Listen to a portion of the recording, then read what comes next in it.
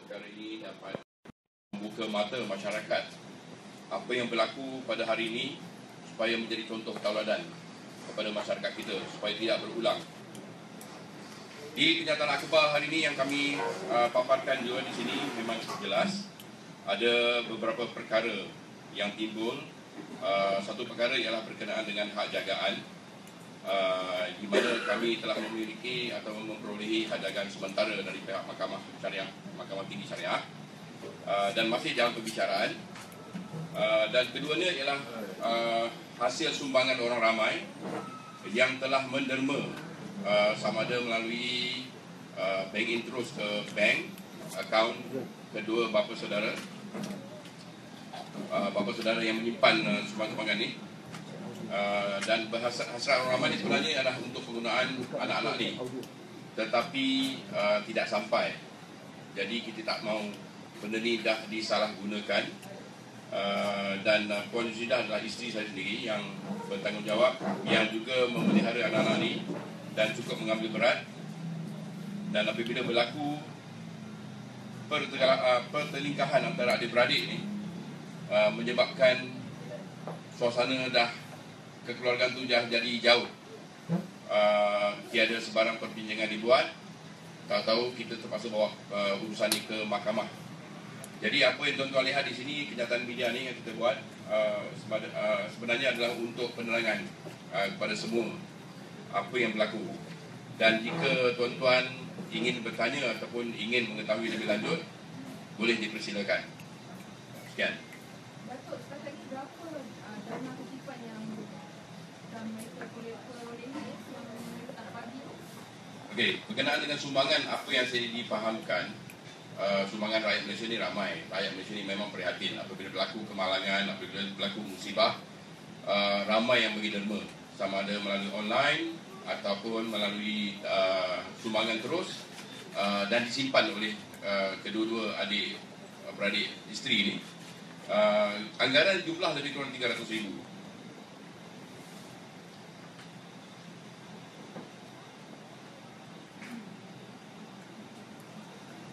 Betul, namanya memang tak pernah diberi kepada. Ada. Bila sebulan anak-anak ni di rumah saya, isteri ada bertanyakan tentang perbelanjaan anak-anak ni yang mana untuk digunakan oleh yang diberi oleh sumbangan orang ramai. Mula-mula tak diberi. Apabila kita kata kita akan buat laporan polis, baru diberi. Itu pun hanya saya rasa mungkin 10% lah kita daripada jumlah asal. Tak sampai 10% lah. Jumlah nilai yang dibayar ialah 12,000 saja. 12,000 ni apa kita buat ialah kita memang isteri yang agi-agikan buat untuk perbelanjaan anak ni, termasuk pembelian katil, tilam apabila tinggal rumah kita kan. Jadi kita beri peralatan yang sesuai. Lebihan tu kita simpan sehingga sekarang. Maksudnya dia cuma bagi sekali dia lah, lepas tu tak ada dah. Sekali saja. Itu bila yang Datuk? Itu saya rasa tahun lepas. 22 hari bulan 6 2012 tahun lepas, sebulan selepas arwah. Sebulan. Tapi saya rasa isteri lebih, memori dia lebih jelas. Dia boleh jawab salah satu soalan tu. Sumbangan bermula diberi pada saya pada tahun lepas, hari Isnin 22 hari bulan 6 kotak sana saya dalam pukul 12.30 tahun 2015 lah. Itu pun setelah saya buat report polis, adik saya yang bongsu lah mengantar ke rumah dalam jumlah RM12,000.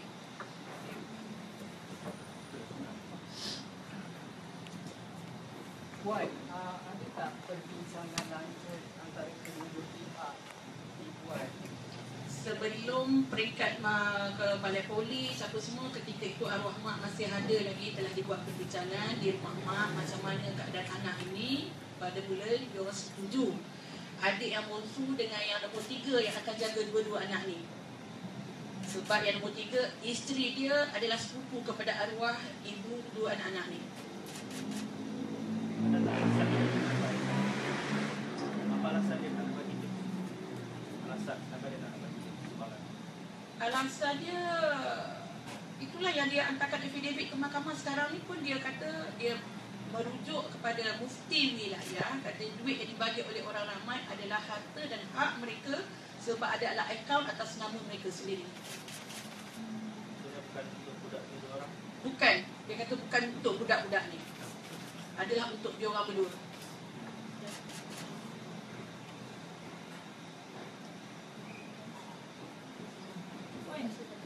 Puan jaga mereka sebulan selepas kejadian sampai sekarang. Ikut-ikut dia seminggu selepas kematian. Sampai sekarang. Sampai sekarang. Adakah sendirian untuk orang? Tidak ada. Saya tak nak putuskan hubungan anak-anak ni dengan nenek dia pun saya bawa bercuti pada tahun lepas bulan 6 dan bermalam di Teluk Intan di Kampung Bahagia. Tapi masa tu saya tak tahu pun orang tak suka.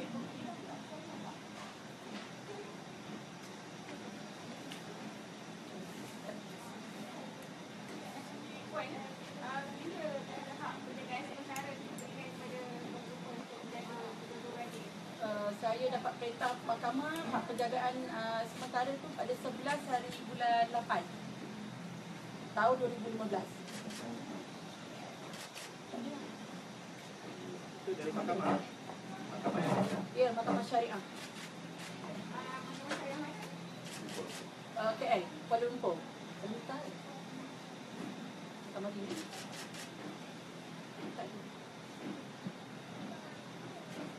Puan, roughly lah untuk dua beradik ni mereka sekolah kan, perbelanjaan untuk sekolah mereka bulanan berapa? Sebab ikut-ikut dia anak ni masa arwah dia papa dia hantar di sekolah apa Islam UIA Islam di Gombak, tapi saya dah pindahkan dia ke Tamadilian. Perbelanjaan bulanan dia 500, tapi belas kesan pihak sekolah bila dah tahu ni pihak sekolah yang laju untuk membayarkan untuk anak ni dia 500 sebulan anak yang kecil. Jadi dah campur semua. Masa tu kita nak buat majlis perbincangan, majlis sulung untuk adik-adik memberi nafkah, tapi dia tetap tak bagi. Dikira oleh pegawai Mahkamah Syariah lebih kurang 2,000 sebulan untuk anak dua orang.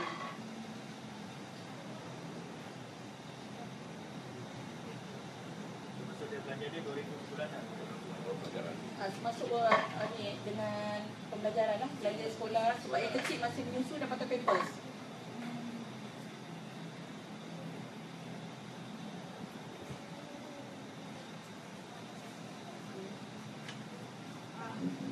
Apa yang Puan boleh sampaikan kepada semua orang untuk sinamilian ini untuk apa tujuan dia sebenarnya mengadakan sinamilian ini? Tujuan dia sebab benda ni dah berlarutan hampir 2 tahun.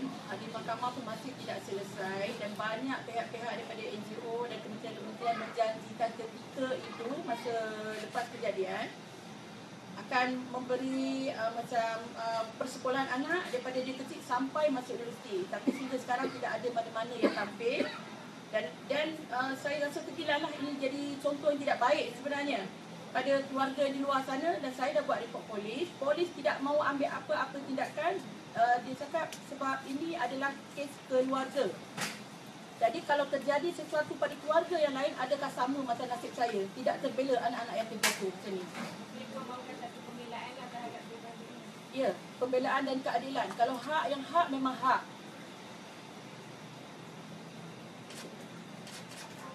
Puan, apa alasan adik-adik Puan tak nak memberikan duit? Selain daripada mereka kata mengikut mufti itu duit mereka, apa dia alasan? Alasan memang itulah yang paling kukuh. Sebab dia adalah waris yang paling hampir adalah adik-beradik lelaki. Dia lebih berhak daripada adik-beradik perempuan. Tapi rasa adil ke? Bila bab harta benda adik-beradik lelaki, tentang penjagaan anak-anak tidak dipedulikan. Sampai hari ini tu mereka tak ada tanya ke apa ke apa, tak ada. Tak ada. Melainkan kecuali yang adik nombor 5 saja yang menyokong saya. Lain tidak ada. Tidak bertegur siapa sehingga sekarang.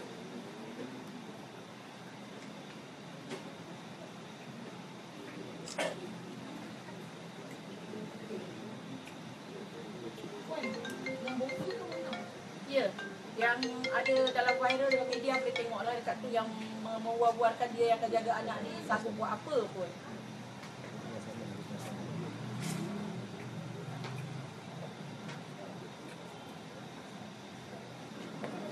Puan, Ya. boleh kongsi sikit kat saya sekarang ni macam mana kondisi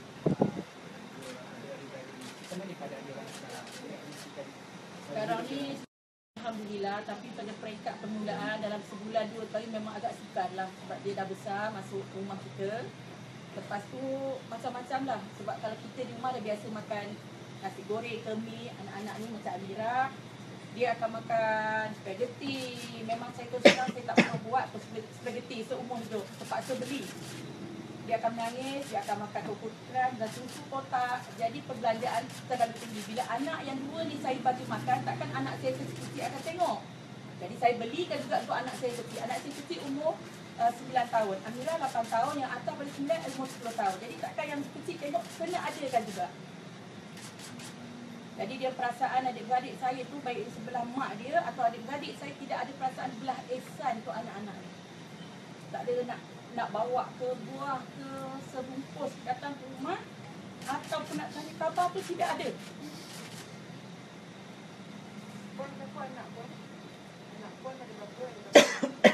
Anak saya 7, anak angkat 2. Yang besar sekali dah 29 tahun. Saya punya 7 dan anak saya nombor 2 dah meninggal.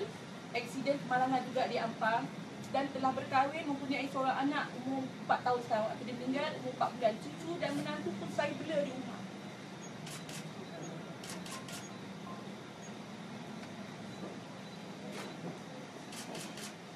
Puan nak cerita adik-adik ni tadi yang mengenai arwah ibu bapa dia orang ke, adik tak ada yang Itu memang.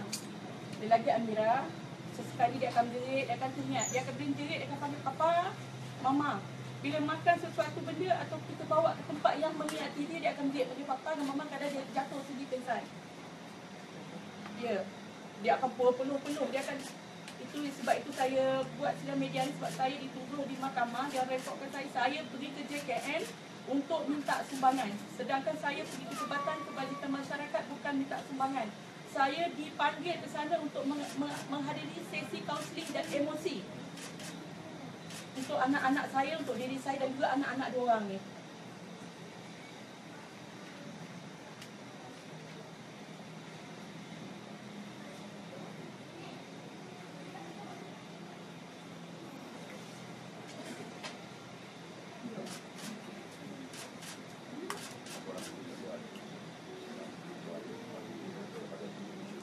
Laporan polis pun saya dah buat untuk pengetahuan cik sini.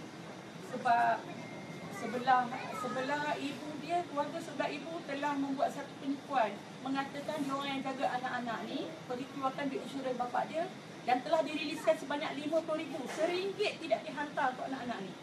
Sedangkan dalam surat dia insurans bagi dekat kita mengatakan untuk menghantar biaya untuk anak, tapi tidak dihantar.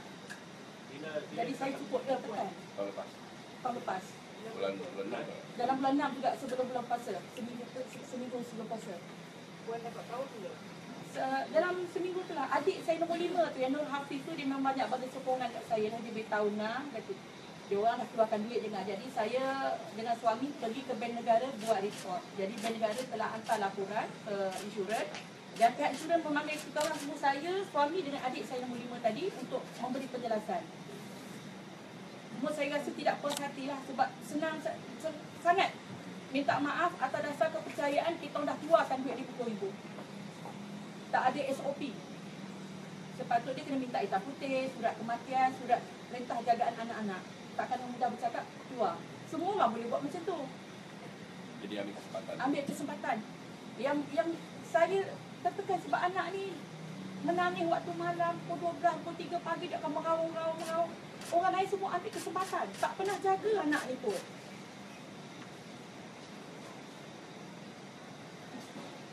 Puan, yang dua kes yang beranjak di Mahkamah Syariah ni, kisah jaga anak-anak dengan tuntutan asal ni, yang failkan tu ke pihak tadi?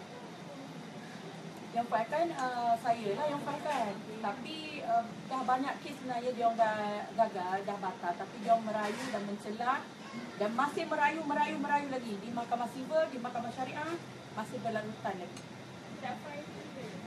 Tahun lepas. Sebab saya dicampang oleh adik yang nombor 3 tu lah. Pergi mahkamah, kalau aku pergi mahkamah lah, jumpa di mahkamah. Bila saya dah bawa betul-betul ikut prosedur, dia kata saya tidak berunding. Sedangkan kita dah berunding dah. Macam mana cara nak anak-anak ni, sama ada giliran ke, macam mana dijaga, tapi dia tak terima. Yang betul-betul yang buat dia beria sangat jadi bergaduh semua ni, bila dapat tahu anak-anak ni ada ditinggalkan insurans oleh papa dia, Dan ada sikit-sikit aset, itu yang membuatkan dia orang agaknya tak tahulah. Kata Puan, semenjak kejadian ni Puan ada mengalami emosi yang Sangat-sangat. kalau itu yang saya tanya, tekanan sangat-sangat. Malam saya tak boleh tidur. Dia tengok anak-anak ni waktu dia nak tidur malam dan waktu dia makan, dia akan teringat. Jadi bila dia teringat disebut papa dengan mama dia, tetap akan jadi menangis juga. Saya tak boleh tidur sebab adik saya yang meninggal tu rapat dengan saya. Puan ada berapa adik-beradik Puan? Saya adik-beradik ada 6. Yang meninggal tu nombor 4. Saya nombor 2. Semua lelaki, saya seorang saja perempuan.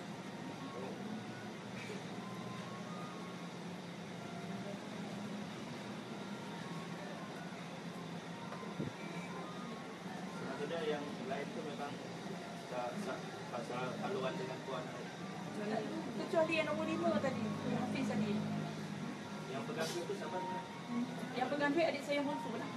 Yang nombor 6 dengan yang nombor 3. Mula semua duit dikumpulkan, sebenarnya termasuk Timbalan Menteri pun datang ke rumah Datuk Seri Zahid Hamidi. Banyak menteri-menteri datang ke rumah bagi duit sumbangan, dipegang oleh adik saya lah yang bongsu. Lepas tu arwah mak cakap jangan semua kau pegang, dibahagi pada Alang, di nombor 3. Jadi saya masa tu memang saya tidak ada dalam senarai untuk jaga anak-anak ni. Sebab saya tanggungjawab berat, anak pun ramai, cucu ada, nantu ada di rumah. Tapi anak-anak ni tak mahu dengan orang.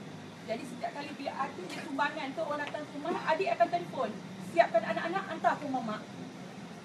Siapkan anak, hantar ke mama. Pada hakikatnya anak-anak ni dengan saya.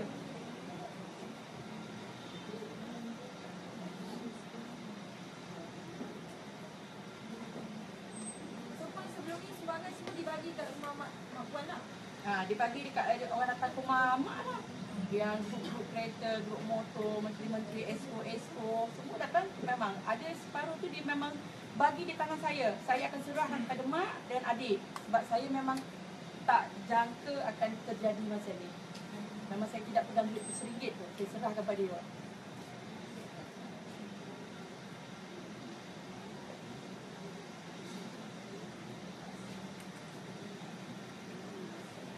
Ada soalan lagi?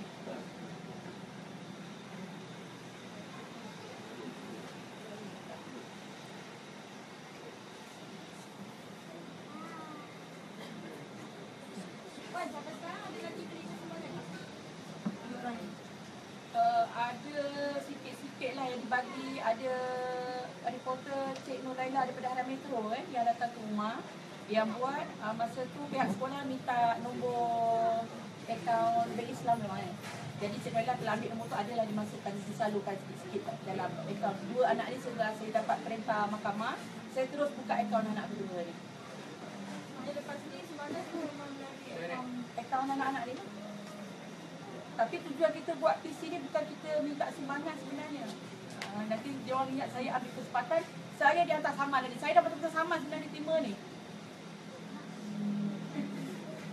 Sebenarnya apa yang isu dia ialah perjalanan apabila satu musibah timpa, jadi ada pihak-pihak ambil kesempatan. Lebih-lebih lagi yang kita nak tengahkan ni ialah ahli keluarga sendiri yang tak sepatutnya berlaku. Tapi berlaku. Bila berlaku ni, kalau buka mulut, malu. Tapi perbincangan tak ada sampai ke mahkamah. Sebenarnya itu yang penting. Bukannya pasal isu keuangan, isu nak duit, isu minta sumbangan ke, derma perhatian orang ramai, tidak. Tapi derma atau sumbangan orang ramai ni ialah pada saya atas orang kata apa nak buat amal. Dia tak kisah orang kata apa, walaupun anak-anak ni daripada mungkin anak orang senang, tapi sebenarnya dia tak tahu apa-apa. Sebenarnya perbelanjaan duit tu sebenarnya kalau duit sumbangan orang ni sebenarnya untuk dia guna, bukan digunakan untuk lain-lain. Tapi kenyataan daripada ke mahkamah tu cukup jelas lah, 2 orang adik-beradik ni kata duit yang terima masuk sumbangan dalam akaun dia tu adalah hak dia. Jadi dia boleh buat apa yang dia nak buat. Di situ dah salah. Dan apa yang saya dapati, ini jelas dah masuk ke mahkamah, cuma saja hakim belum teliti cerita dia. Penyata akaun kita dah tahu, sumbangan orang ramai tu memang jelas-jelas nyata dekat sana untuk anak-anak yatim, untuk sumbangan sebagainya lah. Amira dan Akilah. Di situ juga dah jelas memang untuk anak-anak ni. Tapi dia claim dia dah semak dengan mana-mana, dia kata dia berhak dekat situ. Jadi saya rasa amal orang tak sampai. Jadi apa yang kita pernah buat, isteri pernah buat laporan polis. Pihak polis kata kalau ada yang bagi derma tampil buat aduan, baru polis ambil tindakan. Itu yang jelas. Apa pihak polis bagi tahu saya lah. Siapa-siapa yang buat derma, dia tahu derma dia tak sampai, dia boleh buat laporan polis. Itu cukup jelas. Di sini memang nyata